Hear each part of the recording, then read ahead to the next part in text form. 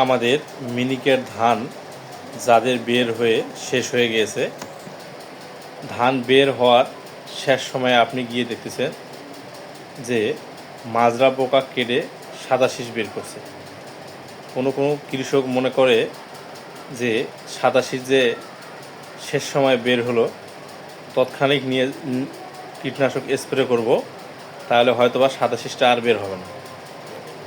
আপনার মিনিকেট ধান অথবা বর্তমান যে চিকন ধান আছে, যে ধানগুলো বের হওয়া শেষ হয়ে গেছে, সেই ধানে মাজরা পোকার ওষুধ ব্যবহার করার কোনো প্রয়োজন নেই। কারণ মাজরা পোকাটি আপনার ধান যখন নালি গামড় থাকে তখনই কিন্তু ভিতরে কেটে দেয়, আর ধান যখন বের হয়ে শেষ হয় তখনই এটি সাদা হয়ে বের হয়।